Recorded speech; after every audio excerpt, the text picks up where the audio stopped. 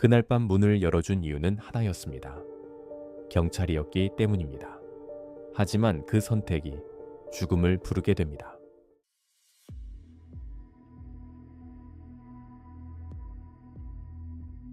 지금부터 이야기할 사건은 대한민국에서 실제로 벌어졌던 가장 충격적인 밤 중 하나입니다. 1982년 4월 26일 경상남도 의령군 낙동강 지류를 따라 작은 농촌 마을들이 이어져 있습니다. 그 중 하나가 국유면입니다. 지금도 조용한 시골 마을이지만 그 당시에는 지금보다 훨씬 더 한적한 곳이었습니다. 밤이 되면 마을은 금세 어두워졌습니다. 가로등이 많지 않았기 때문에 집집마다 창문에서 새어나오는 불빛이 마을의 유일한 빛이었습니다. 그날 밤도 평소와 다르지 않았습니다. 논에서 하루 종일 일했던 사람들은 저녁 식사를 마치고 집에서 쉬고 있었습니다. 어떤 집에서는 라디오 음악이 조용히 흐르고 있었습니다. 아이들은 마당에서 놀다가 하나둘 잠자리에 들고 있었습니다. 마을에는 큰 소리가 거의 없었습니다. 개 짖는 소리, 라디오 소리, 그리고 가끔 지나가는 오토바이 소리. 그것이 그날 밤 국유면의 전부였습니다. 하지만 몇 시간 뒤 이 조용한 마을은 완전히 다른 곳이 됩니다. 그리고 대한민국 역사에서 가장 충격적인 사건 중 하나가 이곳에서 시작됩니다. 그날 밤 이 마을에는 한 남자가 있었습니다. 그의 이름은 우범곤. 당시 나이 37살, 국유면 파출소에서 근무하던 경찰관이었습니다. 그는 체격이 좋은 편이었습니다. 키도 컸고 힘도 강했습니다. 사격 실력 역시 좋은 경찰로 알려져 있었습니다. 동료 경찰들 사이에서도 사격 능력은 뛰어난 편이었다고 합니다. 하지만 그의 성격에 대해서는 다른 이야기가 남아 있습니다. 주변 사람들의 말에 따르면 그는 술을 좋아했습니다. 그리고 술이 들어가면 성격이 급격하게 변했다고 합니다. 평소에는 조용한 편이었지만 술에 취하면 사소한 일에도 화를 내곤 했습니다. 그리고 그날 밤 역시 그는 술에 취해 있었습니다. 그날 저녁 우범곤은 집에서 술을 마시고 있었습니다.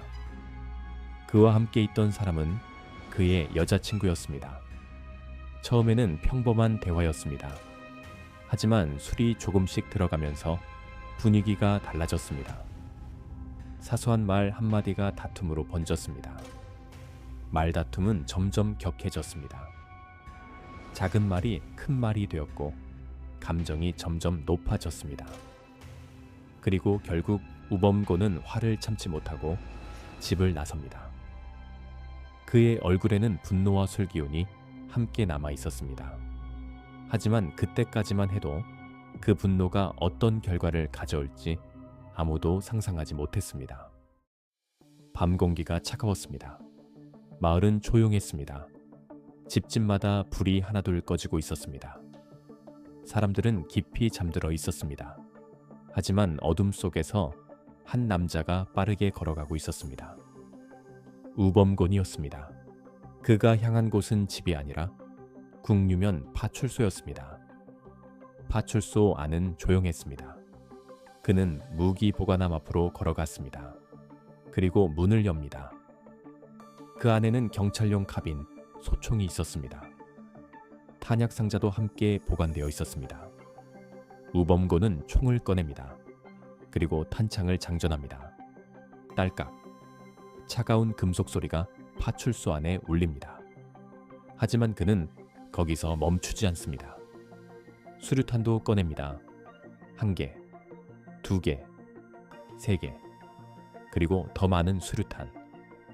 잠시 뒤 그의 손에는 소총, 탄약, 그리고 여러 개의 수류탄이 들려 있습니다. 그는 천천히 파출소 문을 나섭니다. 그리고 어둠 속에서 마을을 향해 걸어가기 시작합니다. 밤은 이미 깊어져 있었습니다. 국유면의 대부분 집에서는 불이 꺼져 있었습니다. 사람들은 깊이 잠들어 있었습니다. 논에서 일하던 농부들도 아이들도 모두 평범한 밤을 보내고 있었습니다. 그리고 그때였습니다. 한 집 앞에서 발걸음이 멈춥니다. 우범곤이었습니다. 그는 잠시 문 앞에 서 있습니다. 정적. 그리고 문을 두드립니다. 늦은 밤이었지만 문이 열립니다. 문을 연 사람은 그를 보고 놀라지 않습니다. 경찰이었기 때문입니다. 마을 사람들에게 경찰은 익숙한 존재였습니다. 하지만 다음 순간 총성이 울립니다. 잠깐의 정적, 그리고 탕. 조용했던 마을의 밤이 순식간에 찢어집니다. 한 사람이 그 자리에서 쓰러집니다. 그리고 이 총성은 그날 밤 끝없는 비극의 시작이 됩니다. 총성이 울린 직후 마을의 몇몇 사람들은 잠에서 깼습니다. 처음에는 대수롭지 않게 생각했습니다. 이 지역에서는 가끔 사냥꾼이 총을 쏘기도 했기 때문입니다.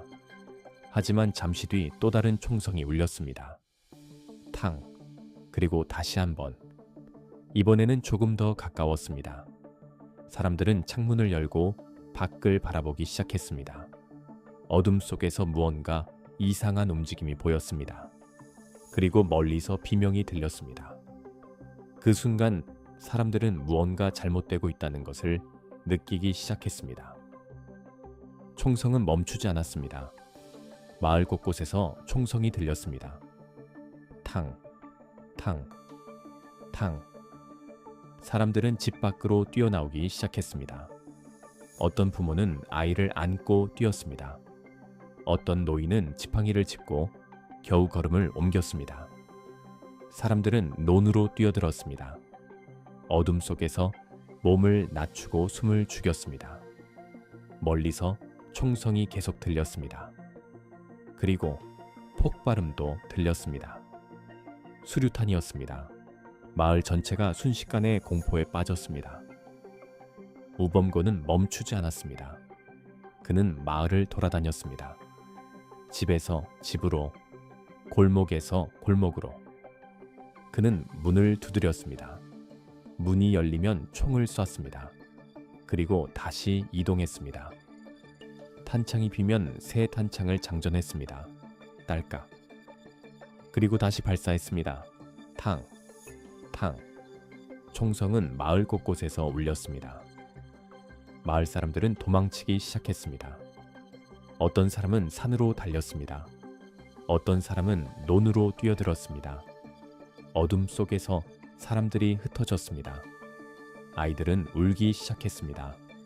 어른들은 아이들의 입을 막으며 몸을 숨겼습니다. 누군가는 속삭였습니다.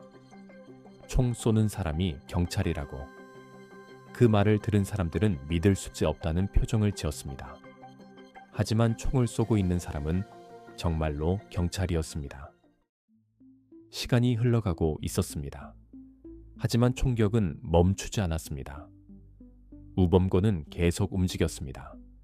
그는 총을 쏘고 탄창을 교체하고 다시 쏘는 일을 반복했습니다. 탄약이 줄어들 때마다 새 탄창이 장전되었습니다. 그리고 어떤 집에서는 수류탄이 던져졌습니다. 폭발음이 마을을 뒤흔들었습니다. 작은 농촌 마을은 완전히 공포에 빠졌습니다. 그날 밤 수십 명의 사람들이 목숨을 잃었습니다. 총성이 계속 이어지자 신고가 경찰에 들어오기 시작했습니다. 처음에는 믿기 어려운 내용이었습니다. 경찰이 총을 쏘고 있다는 신고였기 때문입니다. 하지만 비슷한 신고가 계속 들어왔습니다. 그때서야 상황의 심각성이 드러났습니다.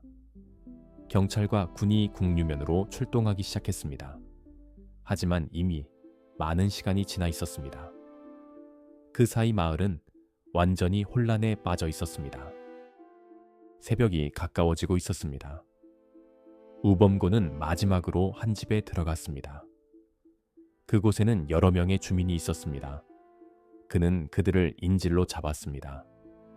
밖에서는 경찰이 집을 포위했습니다. 긴장된 대치가 이어졌습니다. 경찰은 조심스럽게 상황을 지켜보고 있었습니다. 하지만 잠시 뒤 집안에서 큰 폭발음이 울렸습니다. 수류탄이었습니다. 그 폭발로 우범곤과 인질들은 모두 목숨을 잃었습니다. 몇 시간 동안 이어졌던 비극적인 밤이 그렇게 끝났습니다.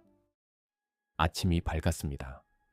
하지만 국유면의 아침은 평소와 전혀 달랐습니다. 마을 곳곳에는 경찰 차량이 서 있었습니다. 수사관들이 현장을 조사하고 있었습니다. 그리고 마을 사람들은 믿기 어려운 소식을 듣게 됩니다. 그날 밤 56명이 목숨을 잃었습니다. 30명이 넘는 사람들이 부상을 입었습니다. 대한민국 역사상 가장 충격적인 총기 난사 사건이었습니다. 그리고 그 범인은 마을을 지켜야 할 경찰이었습니다. 1982년 4월 26일 의령의 작은 마을에서 벌어진 그 밤은 지금까지도 대한민국 역사에서 가장 어두운 밤 중 하나로 기억되고 있습니다.